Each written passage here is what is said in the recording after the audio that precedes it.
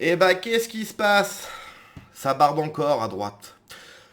Je vais donner mon avis de suite. Voilà, pas besoin d'attendre 15-20 minutes de vidéo, je vais donner mon avis de suite.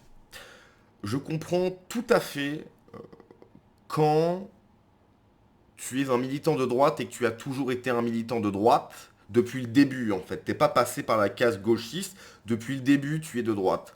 J'entends tout à fait que voir des gens qui sont donc passés par la case gauchisme comme Marguerite Stern, et pas qu'un peu, hein, quand tu es féminin, je rappelle, c'est que tu te balades les 1 salaire en scandant le patriarcat caca, là je sais pas quoi, ça peut être un peu énervant de voir ces personnes invitées sur tous les plateaux télé, surtout quand c'est le milieu parisien un peu bobo, bourgeois, tout ce qui est CNews, frontières quelque part. Je l'entends tout à fait. Ça peut être énervant.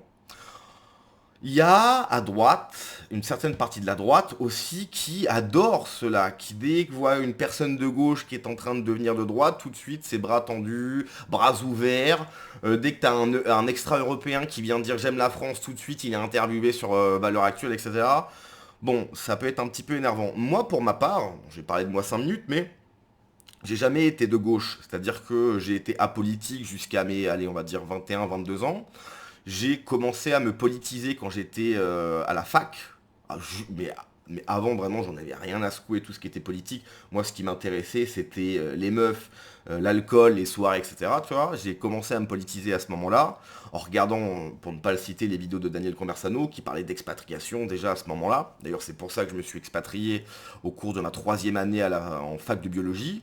J'ai pas terminé ma licence. Merci Daniel Conversano, je rigole. Mais voilà, j'ai commencé à regarder toutes ces vidéos qui parlaient d'expatriation, etc. Et ça m'a tout de suite parlé et je me suis expatrié. Donc je ne suis pas passé par cette case gauchiste. Aucun membre de ma famille n'est de gauche, absolument aucun. Dieu merci. Et donc du coup, oui, je comprends cet énervement de voir des gens, voilà, qui ont été très très très à gauche et qui ont qui sont interviewés dans tous les médias. Moi, j'ai rien contre Marguerite Stern, vraiment, rien de particulier. Puis de toute façon, je ne l'ai jamais rencontré, donc je peux pas vous dire si c'est une bonne personne ou pas. Je l'ai jamais rencontré, mais je trouve que son parcours est plutôt intéressant. Mais effectivement, on part effectivement d'une militante très très à gauche. Cro-Blanc, effectivement, hein, ça fait des années, il a toujours été de droite. Donc je peux comprendre cette forme d'énervement. Bon, pourquoi je parle de ça? Pourquoi j'aime pas Marguerite Stern? Parce que je l'ai combattue en fait. C'est quand il y a des femmes qui se sont arrivées dans le féminisme et qui ont commencé à réclamer des subventions. Les meufs comme Stern, qui étaient vieillissantes, se sont retrouvées déclassées. Le pognon tombait plus. Elles ont fait des revirements à 180 degrés. La plupart de ces gens dans ce game, cadres de droite, ils sont comme Papacito, c'est-à-dire, c'est-à-dire qu'ils disent rien officiellement et dans le dos, ils appellent les gens, ils font que ça, c'est que par derrière. Donc, ça s'embrouille un peu à droite entre Cro-Blanc, Marguerite Stern, qui lui a répondu d'ailleurs de manière assez véhémente, et Baudouin, vous allez voir. Donc bref, on va commencer par cette vidéo, c'est parti. Pourquoi j'aime pas Marguerite Stern? Parce que j'étais là le jour, enfin parce que je l'ai combattu en fait. J'étais sur le terrain à ce moment-là. Mais vraiment, tu vois. Donc voilà, et je sais que la meuf, c'est quand il y a des femmes habites qui sont arrivées dans le féminisme et qui ont commencé à réclamer des subventions, et vu qu'elles étaient, ces femmes habites, plus minoritaires, plus ostracisées, plus en souffrance que les vraies femmes, elles ont rapidement pris des places dans le wokisme et dans le féminisme et le gauchisme, dans la meute à Soros en gros. Et du coup, bah, les meufs comme Stern, qui étaient vieillissantes, etc., bah, elles se sont retrouvées déclassées. Et voilà, et le pognon n'arrivait plus, et donc elles se sont dit, ah non, quand même, Soros donne l'argent aux femmes à chatte quand même, eh, on est des vraies femmes avec des vrais chattes quand même. Et du coup ils se sont fait têche, parce elles ont refusé de se soumettre à ce game-là, tu vois, au game des femmes habites, et c'est tout en fait, c'est que le pognon tombait plus, et les meufs elles ont fait des revirements à 180 degrés. Alors c'est bien d'avoir des transfuges, encore une fois, c'est-à-dire que je vais pas l'attaquer plus que ça, Marguerite Stern. Je vais pas faire des campagnes. J'ai fait un tweet. Ça va, j'ai fait un tweet. Je vais pas faire des vidéos. Je vais pas faire, tu vois, je vais pas faire peser. Je vais pas aller voir des gens que je connais, des cadres de droite, pour dire ouais Stern, nani, nanana. Je m'en fous en fait. Je suis pas comme la plupart des gens.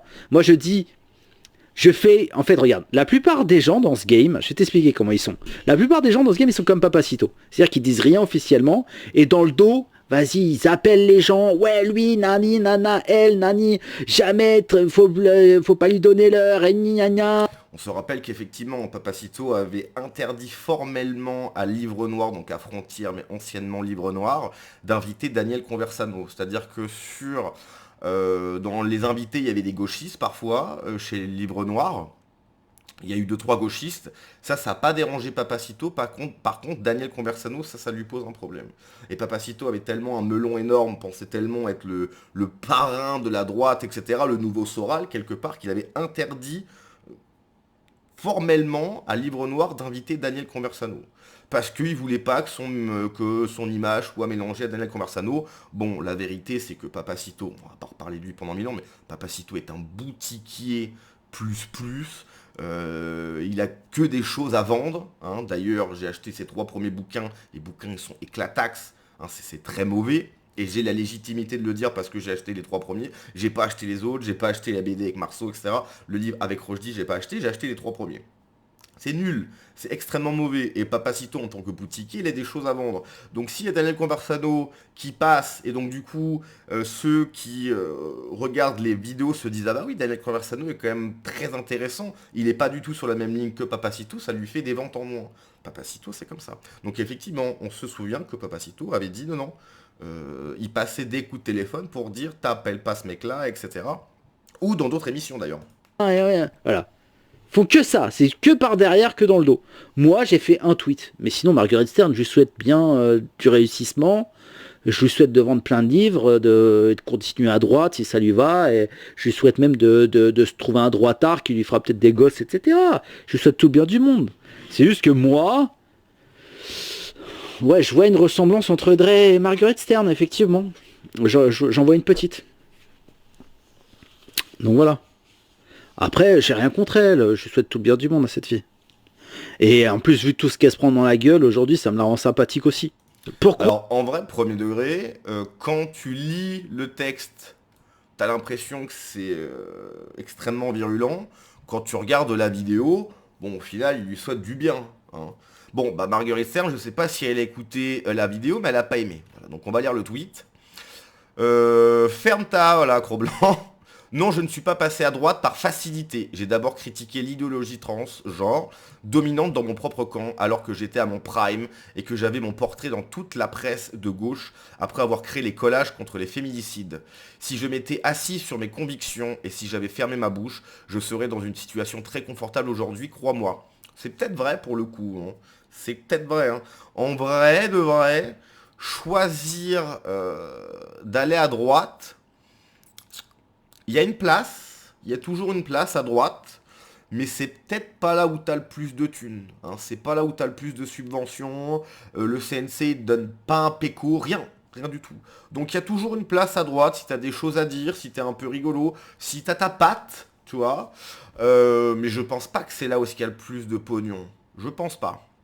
Ou alors, effectivement, il faut être chez Frontières, dans cette droite, je critique pas Frontières, mais cette droite un peu entre soi, bobo, qui touche des subventions de mecs, oui, peut-être. Mais ça, nous, des mecs comme moi, des mecs comme ceux qui parlent d'actu, Nosferatu, Gros Blanc, Django, etc., en fait, on est trop beauf pour ça. On est trop beauf. Et bon bah quand tu sais, bah t'es un petit bobo parisien, bon bah les gens, les provinciaux, je sais pas quoi, bah c'est des beaufs, t'as pas envie de faire des banquets avec eux quoi. Alors je continue, hein. J'ai ensuite changé sur l'immigration, et alors que j'aurais pu rester dans un centrisme bien plus confortable, alors je sais pas ça. C'est-à-dire qu'à partir du moment où tu critiques l'idéologie transgenre, c'est foutu. C'est foutu. En fait, si t'es de gauche, il faut que tu coches toutes les cases. Ok? Si à partir du moment où tu critiques un dogme, une idée, c'est fini. Quoi? Mais ça, c'est des idées d'extrême droite, donc t'es d'extrême droite. T'es tout de gauche, hein. T'es de gauche sur absolument tous les sujets, l'immigration, tout. Mais tu dis, ouais, ben les transgenres, tu sais, genre, je sais pas. Par exemple, pendant les JO, tu dis, mais c'est quand même pas normal que elles concourent, enfin, ils concourent avec les femmes, etc. Quoi? Mais c'est des paroles d'extrême droite finies. Ok. En fait, il faut vraiment rester dans le cadre. Si tu sors un peu du cadre, et je parle un peu, hein, un orteil, t'es fini. T'es fini. Je reprends donc car je dialoguais encore avec la sphère LREM, le point, l'Express, etc. J'ai commencé à en parler publiquement. À cause des trans, j'ai perdu des opportunités d'emploi et les amis. Ça c'est... Bah voilà, hein, je pense qu'on est tous passés par là. Hein. Moi le premier. Aujourd'hui, à cause de mes propos sur l'immigration, j'ai perdu encore plus et je me tape même des pavés de membres de ma famille qui m'insultent de facho et de raciste. Vraiment, tu ne me connais pas personnellement, tu n'as pas lu mon dernier livre, tu n'as aucune idée de ce que j'ai sacrifié pour mes idées. Or, perdre des amis, on est tous passés par là, hein, je pense. Hein. Mon réponse de Cro-Blanc, donc. T'as rien sacrifié du tout, car tu étais déjà cancel. C'est un peu vrai. C'est un peu vrai. Hein. Un peu. Un peu cancel. Mais à partir du moment où t'es un peu cancel, c'est fini. Hein. Je vous dis, pour être de gauche, il faut pas bouger d'un millimètre, tu vois. Alors effectivement, la gauche devient de plus en plus extrême, c'est de plus en plus les fous du bus. Mais si toi tu continues dans ta ligne, bah en fait, eux ils vont de plus en plus à gauche si tu veux. Et donc tu passes pour le fou du bus. Il faut que tu continues dans leur délire. T'as fait comme beaucoup, changer de camp par glissement progressif, rejet de la gauche, bras ouverts à la droite. T'es invité sur les médias alors que les gens comme moi qui ont toujours été à droite sont boycottés. Je pense qu'il y a beaucoup, hein, beaucoup, ce que je disais en début de vidéo, beaucoup étaient de gauche, effectivement, ont été... alors soit ils se sont dit, mais attends, mais là c'est les fous du bus, j'ai pas envie de continuer avec les fous du bus, donc techniquement... En fait, il y a plein de gens qui se pensent de droite, mais qui le sont pas vraiment, et je pense que c'est peut-être pas un problème fondamental, mais c'est quelque chose. En fait, il y a beaucoup de gens, par rejet du gauchisme, ou parce que les gauchistes les ont rejetés, vont vers la droite. Mais c'est pas des vraies personnes de droite. Après, effectivement, que la personne ait milité d'abord à gauche, puis ensuite à droite, tout le monde peut se tromper, etc. Après, est-ce que c'est fait de manière sincère ou pas? Ça, c'est une autre question. Alors, on va voir la réponse de Marguerite Stern, mais juste avant, je vais vous montrer une réponse. Attendez, bougez pas. Ah bah c'est là, tiens. Ok, donc, non, ce n'est pas ce qu'il s'est passé. Si tu es incapable de lire mon dernier livre, pour avoir la vraie raison et pas celle que tu t'inventes, écoute la recension de Daniel Conversano ou Modin. Modin malin. 2. Je cite régulièrement dans les médias, quitte à être lourde, les gens qui m'ont aidé à changer d'avis. Laurent Berton, Damien Rieu, Julien Rochdy. J'ai bien conscience du fait que les deux derniers en particulier ont moins accès à certaines sphères que moi, et que c'est injuste parce qu'ils sont plus brillants. Et les gens brillants de ce milieu n'ont justement aucun somme contre moi. Ils existent par eux-mêmes et pas par le clash endogène. 3. En tant qu'ancienne gauchiste, pardon, je peux te dire que tu es l'archétype du repoussoir agressif et un peu bête, il faut bien le dire, qui faisait que je n'allais même pas consulter les contenus de droite. Donc là, une réponse de Baudouin, t'es pas à mon côté, t'es naze, tu comprendras jamais, je crois. Et la réponse, désolé, je parle pas aux stagiaires. Ça m'a tué. Ça m'a tué. Après, on va me répondre que je critique tout le monde, et c'est vrai, mais tous ceux de ma génération, même les plus rassembleurs, subissent le même boycott. Il y a un prime au traître à droite. C'est intéressant politiquement, mais frustrant individuellement.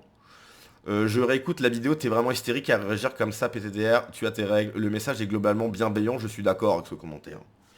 Si tu lis simplement ce qui est écrit, t'as l'impression que vraiment il tire à boulet rouge. Quand tu réécoutes la vidéo, il dit je lui souhaite que du bien. Bon, à un moment donné, c'est pas extrêmement violent, quoi. Je suis désolé, je trouve au contraire que Marguerite Stern est cohérente dans sa démarche, choquée par le transgenre, qui a eu le courage de le dénoncer et de prendre les foudres de la gauche, puis convaincue par le délire wokiste et immigrationniste sans limite, elle s'est rapprochée des idées conservatrices.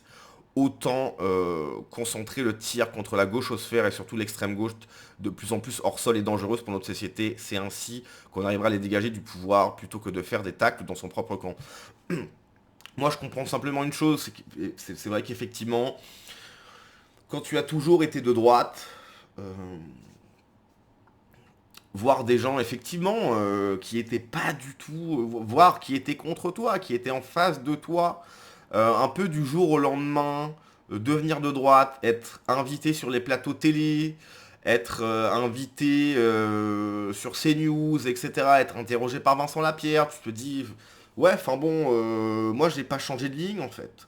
Donc je comprends un petit peu cette amertume quelque part. Qui peut encore te blairer? Tu as une mentalité de racaille à 70 de QI. Une certaine partie des radicaux sous avatar de Twitter ne m'aiment pas. Je vais avoir du mal à m'en remettre. T'as toujours pu la mer, heureusement que t'es boycotté. Comment ça va la santé? Salut Cro-Blanc, je suis au FN depuis mes premiers collages et votes. Quand tu es apparu, je détestais le rap, mais je trouvais ton message énorme. Autant que tes couilles, j'ai toujours considéré que tu étais un de nos représentants les plus couillus. On n'est pas toujours d'accord. Bah après, je pense qu'il y a de ça aussi, hein. Tu peux pas être d'accord à 100%. Même avec des gens que tu suis, même avec des gens de ton bord politique, forcément, enfin, c'est normal de pas être d'accord sur tout. Moi, ce que je disais, hein, la personne qui m'a politisé, c'est Daniel Conversano. Euh, c'est grâce à lui que je me suis expatrié, etc. Mais je suis pas d'accord sur toute sa ligne. Et c'est pas pour ça que moi je sais que des fois, même ces émissions là, quand il parle de cinéma, bon bah des fois je suis pas d'accord avec, et c'est pas pour ça que je vais dire mais en fait le mec il est con, etc. Enfin, enfin, tu peux pas être d'accord sur toute la ligne avec quelqu'un. Le principal pour moi, ce qui est important, c'est d'être d'accord sur le fond, qu'il y a un socle en commun. Le socle en commun, il est simple, ok? Il y a des gens en France qui n'ont rien à foutre là, ok? Ces gens, il faut qu'ils partent. Il y a un problème de sécurité, il y a un problème de remplacement de peuple. Euh, Ça, c'est le socle, en fait. C'est le socle. Après que tu sois pas d'accord sur la manière de dire les choses, de faire, etc., on repassera, ok? Vos affirmations, faut les démontrer, monsieur. D'où viendrait l'argent pour son militantisme? Comment la question trans aurait été en concurrence avec ses luttes? J'ai cru que tu avais des vraies infos sur Marc Grosser, mais en voyant ça, en fait, t'es juste un gars qui fait des fake news pour ce... Qu'est-ce que c'est que ça? Bref. Bon, bref, voilà, hein. C'est ce que je disais à chaque fois, hein. Je trouve ça dommage de se prendre un peu la tête à droite. Après, c'est la relation humaine. Tu peux ne pas aimer les gens, même s'ils sont de ton bord politique. Tu peux même apprécier des gens qui ne sont pas de ton bord politique, mais vous pouvez parler pendant des heures de sujets. Alors si tu parles politique, effectivement, ça va clasher. Mais je sais pas, moi je peux parler des heures de cinéma, même avec un mec de gauche, tu vois. Après, si je lui dis que je suis de droite, il va peut-être pas vouloir me parler encore. Mais il va peut-être me bloquer. Tu sais, c'est mon meilleur pote pendant 2 heures. Et là, d'un coup, mec, t'es là, vu, pas de réponse, bloqué. Mais oui, s'il y a des inimitiés, je vais dire que c'est pas grave, mais c'est les relations humaines en fait. C'est pas, toi, c'est pas ça qui est important. Donc bref, allez, on se laisse là-dessus. Ciao.